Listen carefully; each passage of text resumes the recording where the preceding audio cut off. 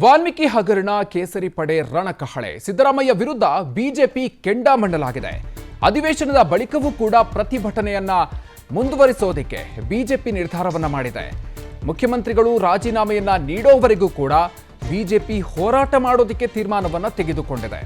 ಇನ್ನು ವಿಪಕ್ಷಕ್ಕೆ ತಿರುಗೇಟು ಕೊಡೋದಕ್ಕೆ ಸಿದ್ದರಾಮಯ್ಯ ಕೂಡ ಸಜ್ಜಾಗಿದ್ದಾರೆ. ಒಂದು ಕಡೆಯಲ್ಲಿ ಬಿಜೆಪಿ ಹೋರಾಟವನ್ನ ಮಾಡ್ತಾ ಇದ್ರೆ ಅದಕ್ಕೆ ತಿರುಗೇಟನ್ನು ಕೊಡೋದಕ್ಕೆ ಮುಖ್ಯಮಂತ್ರಿಗಳು ಕೂಡ ಸಿದ್ಧರಾಗಿದ್ದಾರೆ. ಇನ್ನು ಪ್ರಮುಖವಾಗಿ ಇಡಿ ವಿರುದ್ಧವೇ ಸಮರವನ್ನ ಸಾರೋದಕ್ಕೆ ಮುಖ್ಯಮಂತ್ರಿಗಳು ಸಿದ್ಧರಾಗಿದ್ದಾರೆ ಅಂತ ಗೊತ್ತಾಗ್ತಾ ಇದೆ. ತನಿಖೆಯನ್ನ ನಡೆಸ್ತಾ ಇರುವಂತಹ ಇಡಿ ವಿರುದ್ಧವೇ ಸಿದ್ದರಾಮಯ್ಯ ಸಮರವನ್ನ ಸಾರೋದಕ್ಕೆ ಸಜ್ಜಾಗಿದ್ದಾರೆ. ಯಾವ ರೀತಿಯಾಗಿ ಇಡಿ ವಿರುದ್ಧ ಸಮರವನ್ನ ಸಾರ್ತಾರೆ, ವಿಪಕ್ಷಕ್ಕೆ ತಿರುಗೇಟು ಕೊಡೋದಕ್ಕೆ ಮುಖ್ಯಮಂತ್ರಿಗಳು ಯಾವ ರೀತಿಯಾಗಿ ಸಿದ್ಧತೆಯನ್ನು ಮಾಡಿಕೊಂಡಿದ್ದಾರೆ ಅನ್ನುವಂಥದ್ದು ಇರುವಂತಹ ಕುತೂಹಲ. ವಾಲ್ಮೀಕಿ ಹಗರಣದಲ್ಲಿ ಸಿದ್ದರಾಮಯ್ಯ ನಡೆ ತೃಪ್ತಿ ಇಲ್ಲ. ಸಿದ್ದರಾಮಯ್ಯ ಕೊಟ್ಟ ಉತ್ತರ ಬಿಜೆಪಿಗೆ ತೃಪ್ತಿ ತಂದಿಲ್ಲ. ನಾಗೇಂದ್ರ ರಕ್ಷಣೆಗೆ ಮುಖ್ಯಮಂತ್ರಿಗಳು ಡಿಸಿಎಂ ಮುಂದಾಗಿದ್ದಾರೆ.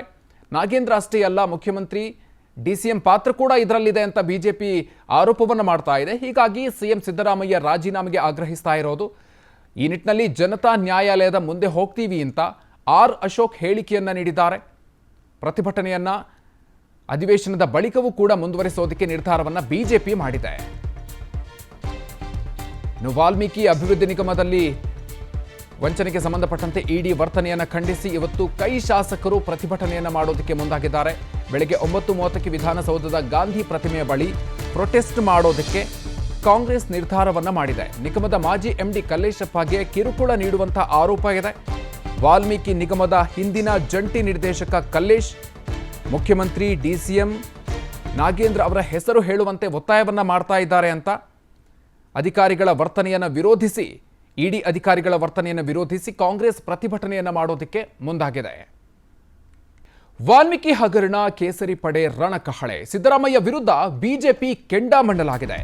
ಅಧಿವೇಶನದ ಬಳಿಕವೂ ಕೂಡ ಪ್ರತಿಭಟನೆಯನ್ನ ಮುಂದುವರಿಸೋದಕ್ಕೆ ಬಿಜೆಪಿ ನಿರ್ಧಾರವನ್ನ ಮಾಡಿದೆ.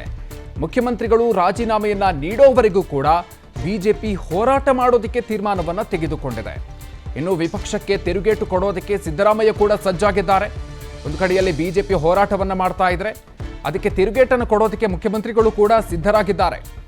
ಇನ್ನು ಪ್ರಮುಖವಾಗಿ ಇಡಿ ವಿರುದ್ಧವೇ ಸಮರವನ್ನ ಸಾರೋದಕ್ಕೆ ಮುಖ್ಯಮಂತ್ರಿಗಳು ಸಿದ್ಧರಾಗಿದ್ದಾರೆ ಅಂತ ಗೊತ್ತಾಗ್ತಾ ಇದೆ. ತನಿಖೆಯನ್ನ ನಡೆಸ್ತಾ ಇರುವಂತಹ ಇಡಿ ವಿರುದ್ಧವೇ ಸಿದ್ದರಾಮಯ್ಯ ಸಮರವನ್ನ ಸಾರೋದಕ್ಕೆ ಸಜ್ಜಾಗಿದ್ದಾರೆ. ಯಾವ ರೀತಿಯಾಗಿ ಇಡಿ ವಿರುದ್ಧ ಸಮರವನ್ನ ಸಾರ್ತಾರೆ, ವಿಪಕ್ಷಕ್ಕೆ ತಿರುಗೇಟು ಕೊಡೋದಕ್ಕೆ ಮುಖ್ಯಮಂತ್ರಿಗಳು ಯಾವ ರೀತಿಯಾಗಿ ಸಿದ್ಧತೆಯನ್ನು ಮಾಡಿಕೊಂಡಿದ್ದಾರೆ ಅನ್ನುವಂಥದ್ದು ಇರುವಂತಹ ಕುತೂಹಲ. ವಾಲ್ಮೀಕಿ ಹಗರಣದಲ್ಲಿ ಸಿದ್ದರಾಮಯ್ಯ ನಡೆ ತೃಪ್ತಿ ಇಲ್ಲ. ಸಿದ್ದರಾಮಯ್ಯ ಕೊಟ್ಟ ಉತ್ತರ ಬಿಜೆಪಿಗೆ ತೃಪ್ತಿ ತಂದಿಲ್ಲ. ನಾಗೇಂದ್ರ ರಕ್ಷಣೆಗೆ ಮುಖ್ಯಮಂತ್ರಿಗಳು ಡಿಸಿಎಂ ಮುಂದಾಗಿದ್ದಾರೆ. ನಾಗೇಂದ್ರ ಅಷ್ಟೇ ಅಲ್ಲ, ಮುಖ್ಯಮಂತ್ರಿ ಡಿಸಿಎಂ ಪಾತ್ರ ಕೂಡ ಇದರಲ್ಲಿದೆ ಅಂತ ಬಿಜೆಪಿ ಆರೋಪವನ್ನು ಮಾಡ್ತಾ ಇದೆ. ಹೀಗಾಗಿ ಸಿಎಂ ಸಿದ್ದರಾಮಯ್ಯ ರಾಜೀನಾಮೆಗೆ ಆಗ್ರಹಿಸ್ತಾ ಇರೋದು. ಈ ನಿಟ್ಟಿನಲ್ಲಿ ಜನತಾ ನ್ಯಾಯಾಲಯದ ಮುಂದೆ ಹೋಗ್ತೀವಿ ಅಂತ ಆರ್ ಅಶೋಕ್ ಹೇಳಿಕೆಯನ್ನ ನೀಡಿದ್ದಾರೆ. ಪ್ರತಿಭಟನೆಯನ್ನ ಅಧಿವೇಶನದ ಬಳಿಕವೂ ಕೂಡ ಮುಂದುವರಿಸೋದಕ್ಕೆ ನಿರ್ಧಾರವನ್ನ ಬಿಜೆಪಿ ಮಾಡಿದೆ.